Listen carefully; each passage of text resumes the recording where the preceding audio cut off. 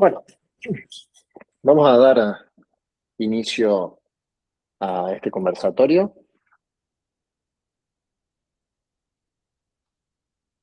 El primero de este año relacionado con automatización empresarial. Hoy nos acompaña Sara.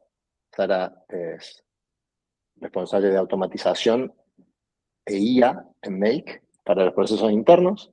Así que, primero que nada, Sara, muchas gracias por participar. Vamos a tratar de extraer toda la experiencia tuya que podamos. Y bueno, yo también voy a estar colaborando con algunas ideas que tenemos de experiencias con los clientes acá en Latinoamérica. Y bueno, la idea fundamental es que sea una conversación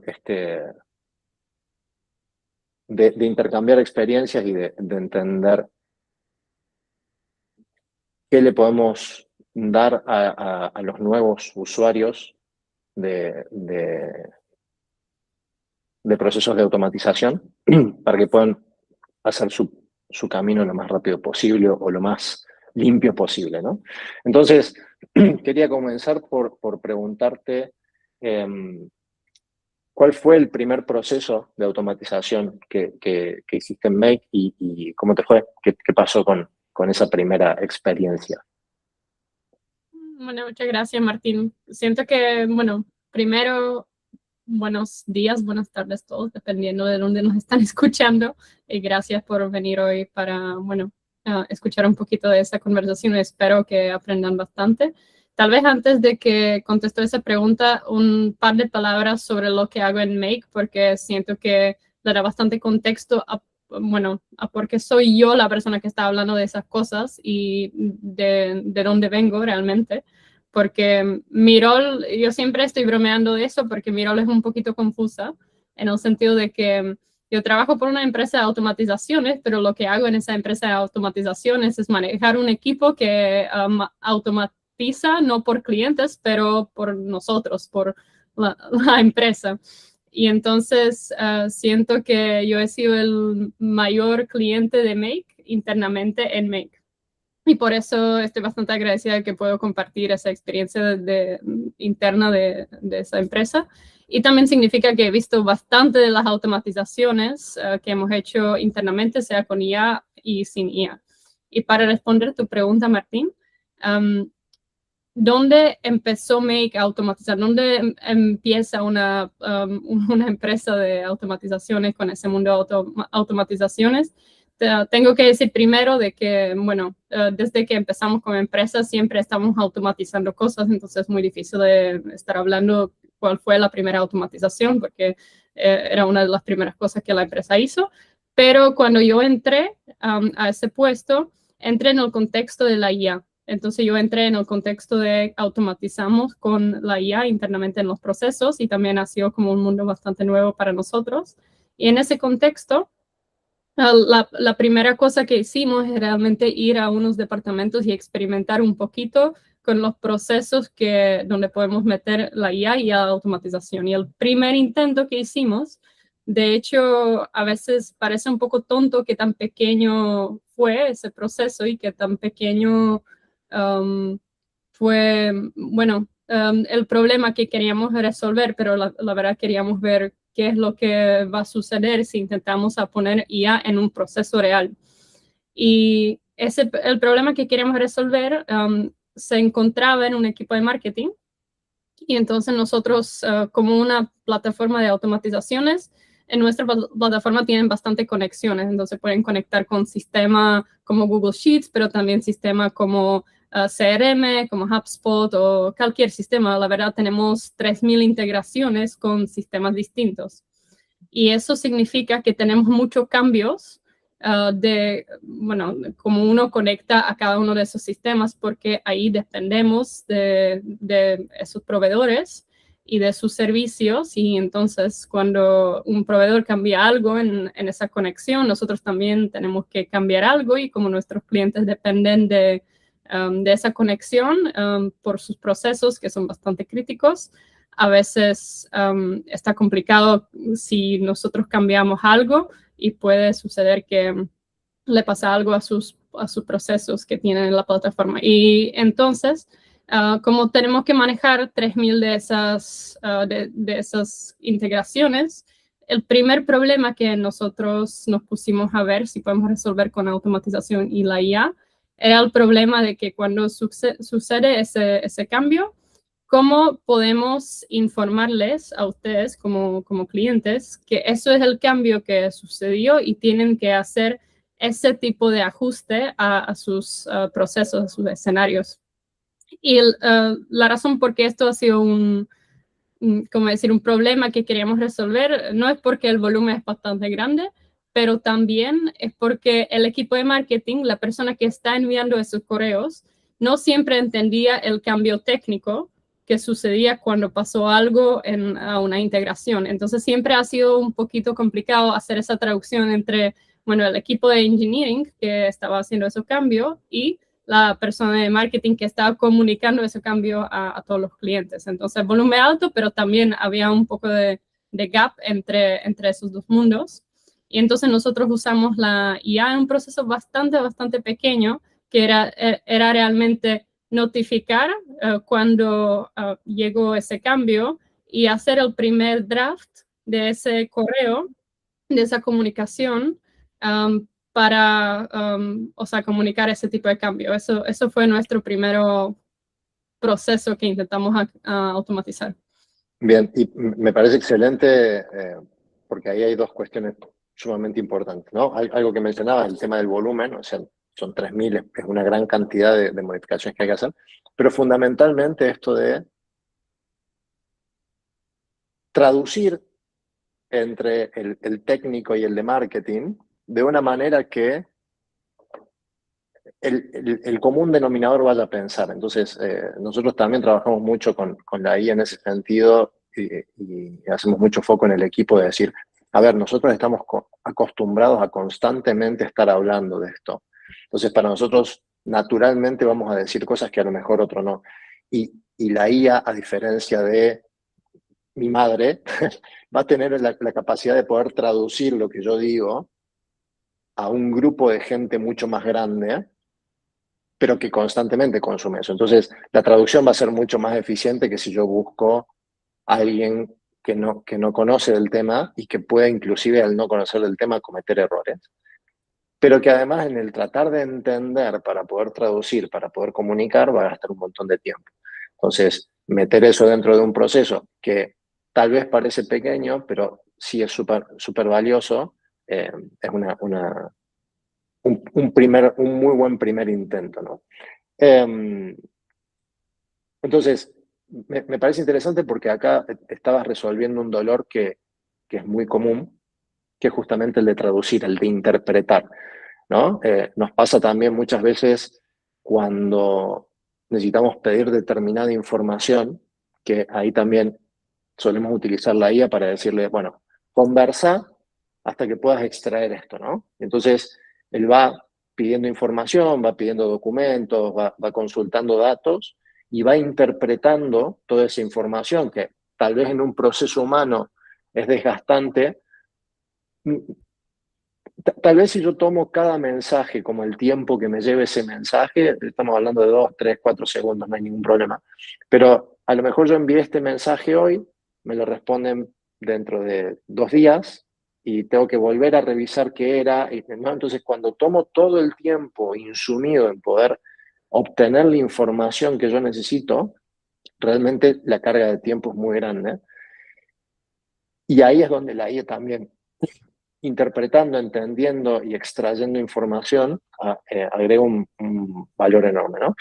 Ahora quería entender un poquito más de cómo había sido ese camino de poder descubrir cuál era la mejor solución. ¿Qué hicieron? ¿Cómo lo trabajaron? Sí. Lo que sí es importante notar es que una de las razones por qué a mí me gusta hablar de ese caso de uso es porque hacían 2 años y medio, creo, que empezamos a trabajar en algo así pequeño y para mí realmente cuando estaba presentando este caso de uso en otro evento, estaba usando los slides y hice un screenshot de la conversación de la semana pasada, que esta automatización todavía sigue corriendo. Y entonces tal vez también quiero decir que una de las cosas interesantes es que realmente en ese momento teníamos una lista de cosas que podíamos hacer. Entonces teníamos 4, 5, 6 casos de usos que eran, bueno, se encontraban en ese equipo. Y la verdad no elegimos el caso de uso más como potente en el sentido de retorno, pero elegimos uno que sabíamos que podíamos hacer con la experiencia que teníamos en ese momento, que no era tan complejo, porque el otro proyecto que, por ejemplo, intentamos hacer era un proyecto que se trataba de crear un sistema de traducir los subtítulos de los videos de YouTube que tenemos a varios idiomas y construir el sistema entero para manejar no la producción, sino la distribución de los videos y traducirlos en otros idiomas, intentar subtítulos en otros idiomas, intentar mejorar las descripciones de los videos para que ranquen mejor en el SEO. Y eso ha sido un proyecto que hicimos más tarde, pero en el final del día, hoy no está corriendo. Entonces también quiero decir que a veces cuando están empezando a automatizar la primera cosa, recuerden que si tienen la ayuda con alguien que ya sabe automatizar y están trabajando con esa persona o con ese equipo, pueden, o sea, intentar hacer cosas que son más potentes, pero si están empezando por su propia cuenta, está bueno pensar de casos de uso que son tal vez menos potentes, pero realmente tienen utilidad y son bastante fácil para empezar. Entonces, esa es una de las cosas. Y lo que también quería decir de ese caso de uso pequeño, realmente lo que pasó es que ahora no solo que estamos comunicando esos cambios, creando esos correos, creando esa comunicación y intercambio interno, pero también estamos realmente cuando pasa ese cambio, hay un flujo que primero crea ese, lo llamamos un brief, como un informe, un documento informando qué es lo que pasó, crea ese draft de los correos para los customers, pero también lo que hace es realmente genera un cambio en la documentación y autopublica ese cambio en nuestra página de documentación con esa integración. Entonces realmente pasamos de ese cambio pequeño, realmente crear un documento y un correo, en generar un cambio en nuestra página donde todos los clientes tienen acceso y autopublicar ese guía de cómo trabajar con esa integración cambiada después de que realmente pasó ese cambio. Sí, y que va sucediendo mucho esto, ¿no? De arranco con un proceso simple que una vez que lo consolido ya me conecta con otra parte del proceso y voy ampliando la automatización en línea con lo que ya venía haciendo. Y a veces hasta puedo tener distintos procesos que vengo automatizando y que después se conectan, ¿no? Pero mencionabas algo súper importante que es el desarrollo del equipo de automatización. Las personas van a ir aprendiendo y van a ir evolucionando y van a ir mejorando su capacidad de automatizar a medida que va pasando el tiempo. Y por eso es importante que comencemos de menos a más y que podamos apoyarnos en aquellas personas que tienen más experiencia. Que a veces la experiencia no es solamente, no, este es mejor programando, o este es mejor automatizando, o este es mejor prompteando, sino que este ya pasó por muchos procesos y entonces sabe qué problemas puede haber allá adelante, ¿no? Hago solo una aclaración. Si puedo añadir una cosa, a veces también es relevante porque cuando, en mi caso, que estoy en una empresa, estamos automatizando cosas por otras personas. Y entonces si uno entra en un proyecto demasiado ambicioso, a veces las personas que son los usuarios de esa automatización tampoco están listas para hacer un salto tan grande. Entonces no siempre es la capacidad de poder hacer algo y poder automatizar algo, pero también hay un usuario que en el final del día lo está usando. Y siento que eso es algo bastante relevante si el usuario es interno, pero también si es un cliente que en el final del día tiene que usar por ejemplo, un chatbot para llegar a utilizar un servicio. Totalmente. Nosotros decimos que tecnológicamente hay muchas más cosas resueltas que las que necesitamos, ¿no? Lo que pasa es que a veces la curva de maduración es un poco distinta.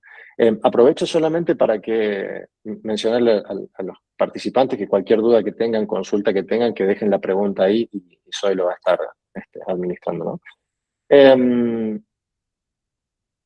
¿Qué pasa después de montar esta primera automatización? ¿Cómo se sintieron como equipo? ¿Qué buscaban? ¿Hacia dónde empezó a girar el área? Sí, bueno, en general pasaron dos cosas. Primera era más de como qué es lo que podemos añadir a ese caso de uso para que esté más potente. Entonces, realmente, y eso pasa mucho con casi todos los casos de uso. Es importante decir de que armamos algo y el plan es armar algo que funciona y después entramos en la parte de mantenimiento, en cual no solo que estamos cuidando a la automatización por si acaso hay errores que no sabíamos que pudiesen ocurrir, o también en el escenario de que queremos mejorar ese caso de uso para que esté más tal vez sistemático. Entonces, a veces lo que hacemos es que empezamos con un problema y hacemos un escenario, un flujo que resuelve ese problema y de repente nos damos cuenta de que ese problema es parte de un proceso que es parte de otro proceso. Entonces uno va y va construyendo y escalando y a veces eso también requiere cambiar un poco de la arquitectura porque realmente se está escalando el impacto de ese flujo. Entonces eso era una parte de realmente tomar ese caso de uso que resolvió un problema y escalarlo para que también maneja algo que pasa antes y pasa después de ese proceso para que esté un proceso un poquito más complejo. Y segunda parte, que a mí también me parece interesante porque eso es algo bastante típico de Make. Ese escenario en particular, ese pequeño flujo, en ese caso cambiamos el ownership. Y lo que pasó es que se le regalamos el escenario a esa persona que lo está utilizando, y entonces nosotros manteníamos el proceso entero para que la data fluya a esa persona, pero cómo realmente se crea el draft de ese correo, cómo realmente se envía esa comunicación, cómo realmente qué estilo tiene esa voz que está creando esos correos. Eso lo está ajustando la persona que es el usuario Y que no necesariamente ese owner es una persona de tecnología, digamos, una persona de marketing, ¿no? Sí, es una persona de marketing. Y entonces ella, realmente yo volví a ver el escenario ahora, después de 2 años y algo, y vi que añadió un poquito ahí como un data store para guardar la data, para que pueda volver a eso, para que después la pueda poner en el prompt. Y entonces estuvo bastante interesante ver cómo ella ajustó el escenario a lo que ella quería ver en esos años que lo cuidaba. Y me encanta esto porque estás trayendo algunos conceptos que a veces para los primeros que automatizan no es tan fácil de entender. Y es esto de que si yo voy a automatizar un proceso, ese proceso tiene que tener un dueño, que tiene que estar controlando que el proceso no falle. Al igual que si yo voy a contratar a una persona, esa persona por un tiempo va a tener un responsable que va a estar controlándolo de cerca para que no cometa errores. Y que una vez que ese proceso funciona bien, inclusive puedo dárselo a otro dueño, a otra área usuaria, y que a lo mejor es más cercana al resultado final del proceso y no tanto a la arquitectura del proceso, y entonces puede enriquecerlo mucho más desde su punto de vista, que es el hacer real, ¿no? Entonces, a veces los que venimos más del lado de la arquitectura, miramos las cosas con cierta perspectiva que después en la vida real no funciona tanto. Entonces está bueno esto de automatizar el proceso y dárselo al usuario para que lo mejore, o trabajar junto con el usuario final para que él lo cree, pero bajo ciertos conceptos de arquitectura básica, eh, y que es algo que la herramienta nos permite tranquilamente, porque al ser no code, cualquier tipo de persona con algunas habilidades, no de ingeniería, ni de sistemas, ni de programación, sino simplemente de uso de tecnología, lo va a poder resolver, entonces eso está bárbaro. Eh, y me preguntaba, digo, vos, vos estás todo el tiempo automatizando procesos para una empresa que automatiza procesos. ¿Cómo priorizan? ¿Cómo eligen? ¿Cómo definen? Porque el equipo es finito, no tienen la capacidad de automatizar todo el tiempo. Y aparte porque debe haber cosas que uno debe decir, ok, no es tan crítico, ¿no? Siempre me acuerdo una vez que fuimos a un cliente con un colega mío y estábamos 5 en una reunión porque teníamos que analizar cómo automatizar un proceso. Y cuando le pregunté cuánto tiempo le llevaba, cada cuánto lo hacían, etcétera, etcétera, estábamos gastando más horas de ese equipo en ese momento para analizar la automatización que todas las horas que llevaba a automatizar el proceso en el año. Entonces, en un momento les dije, chicos, discúlpenme, busquemos otra cosa, ¿no? Entonces digo, ¿cómo hacen ustedes para priorizar? Y cómo definen dónde poner foco? Sí. Siempre lo más complicado de automatizar es saber qué es lo que hay que automatizar, porque en el final del día la parte tecnológica cuesta en un principio, pero después se pone más y más y más fácil.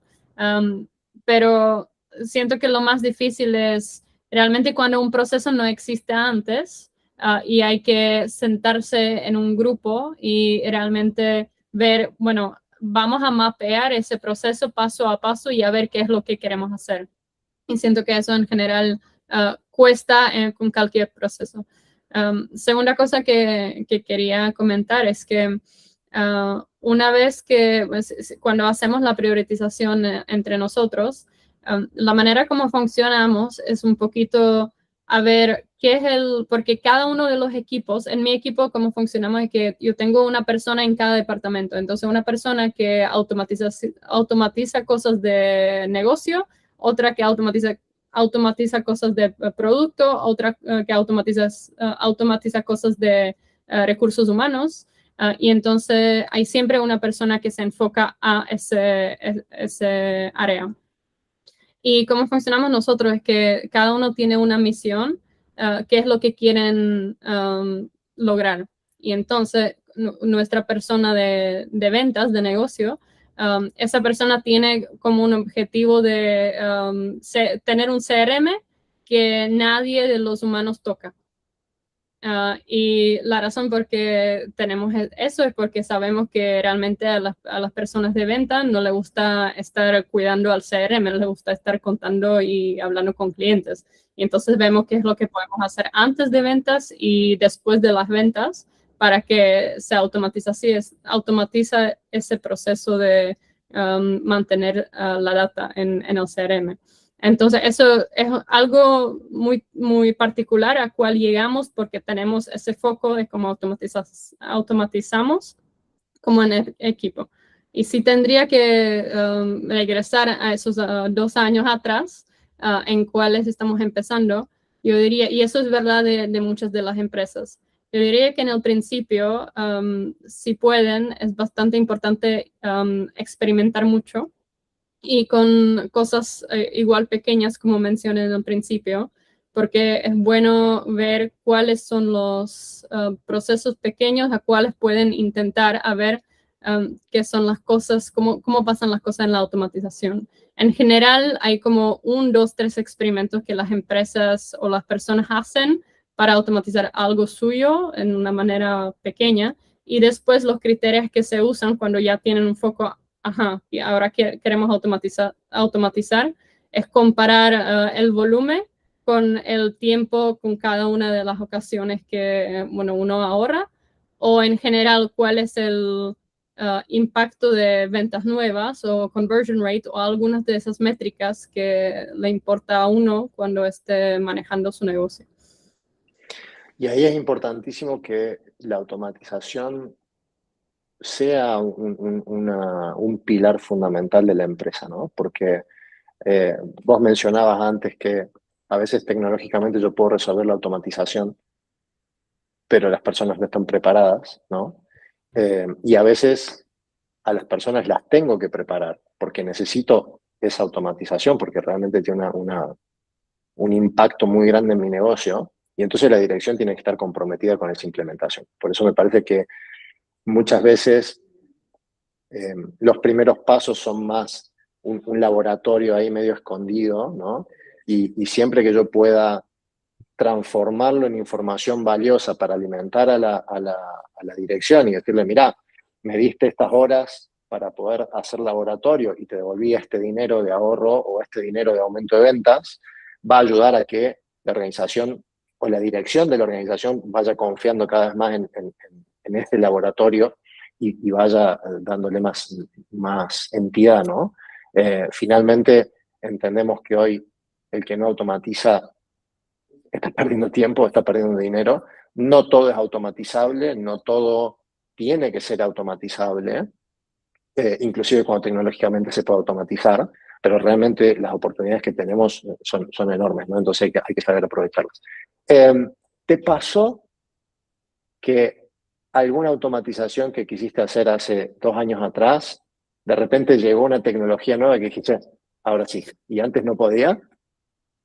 Sí, pero antes que te contesto también quería decir que una cosa que a veces hacemos para ahorrar tiempo en detallar qué es el paso a paso, a veces empezamos una automatización con un agente que es un poquito más flexible y no cuesta tanto tiempo construirlo.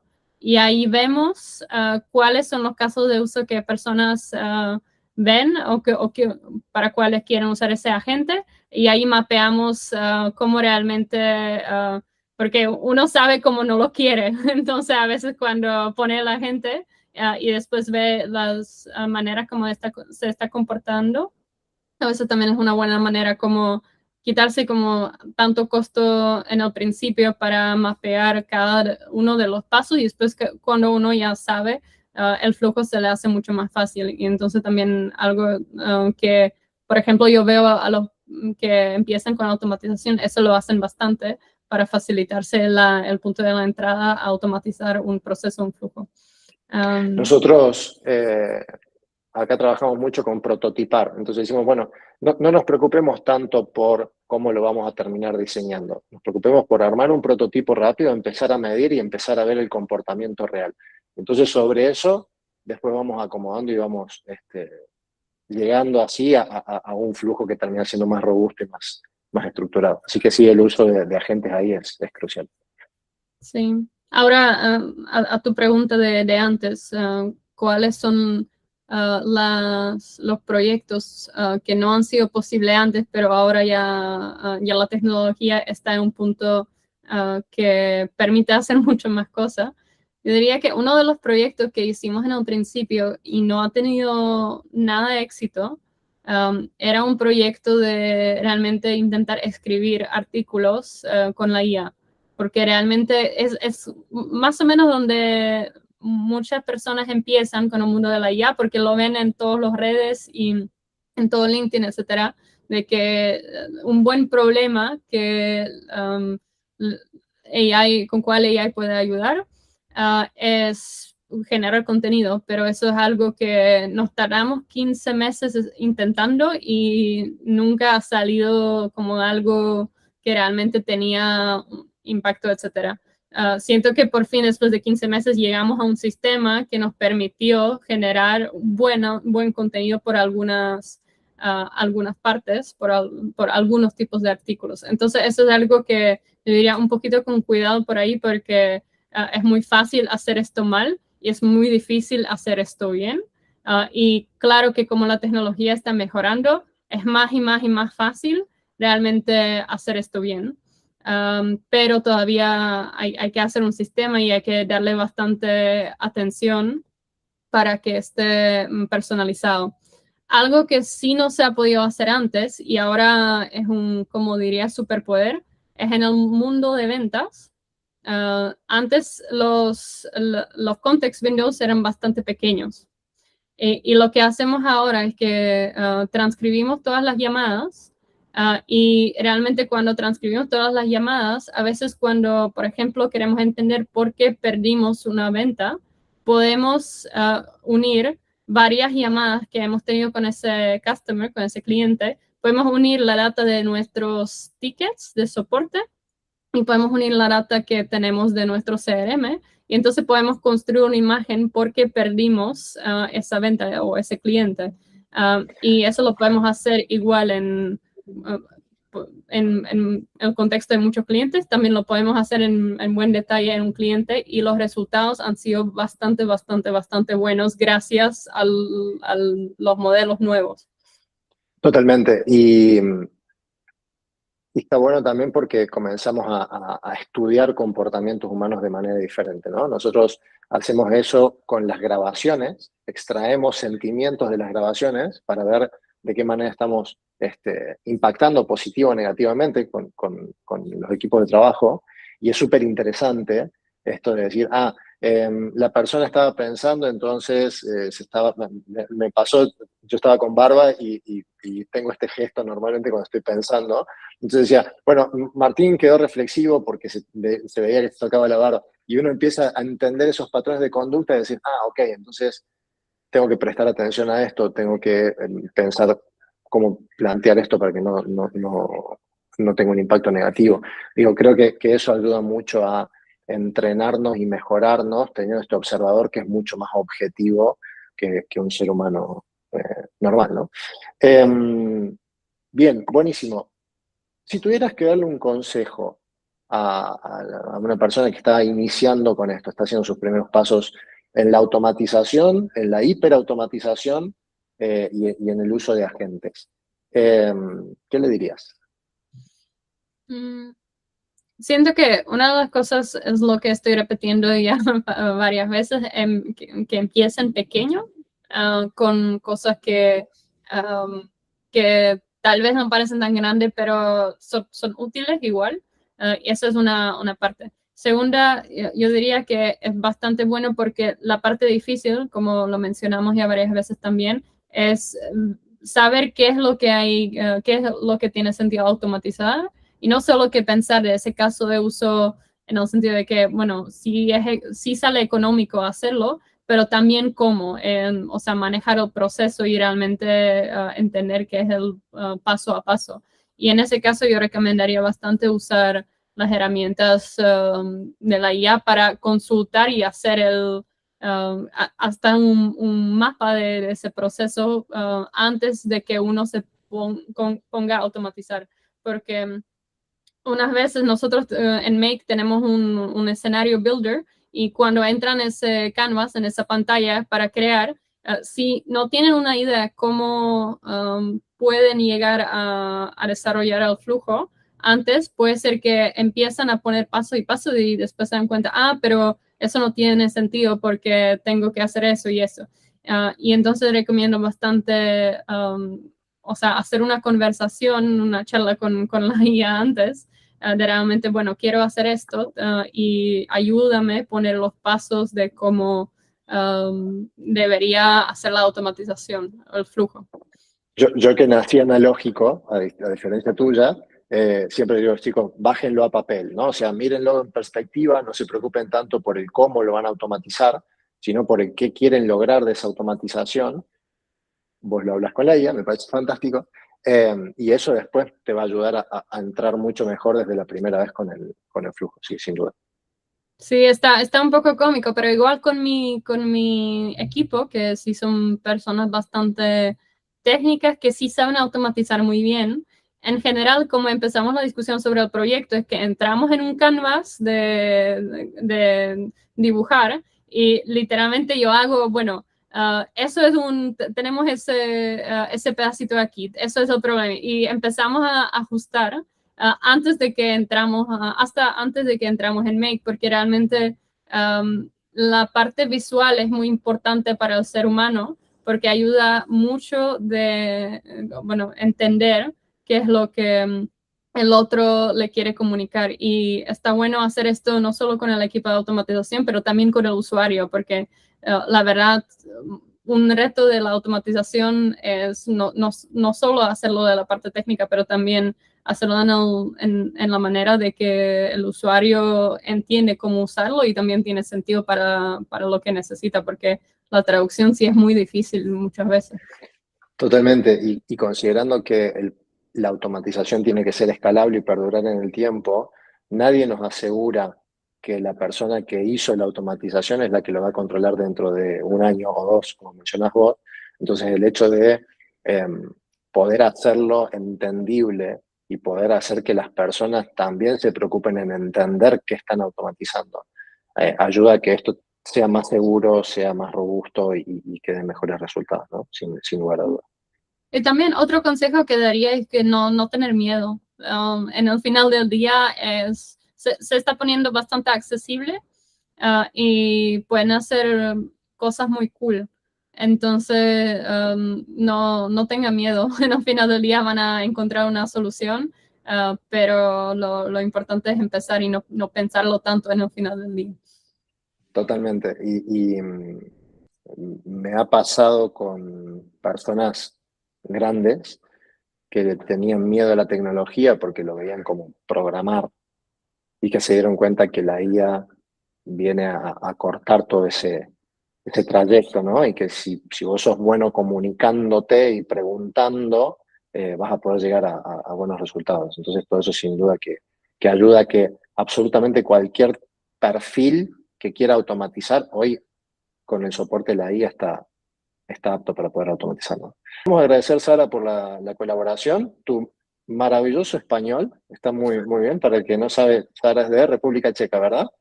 Sí, vivo en Londres, pero Ok, sí, República Checa, que vive en Londres, sé que habla en inglés y su español es mejor que el mío. Así que muchísimas gracias, felicitaciones sí, y bueno, nos estaremos viendo en cualquier otro conversatorio. no, muchas gracias a ustedes. Que tengan un lindo Muchísimas día. gracias.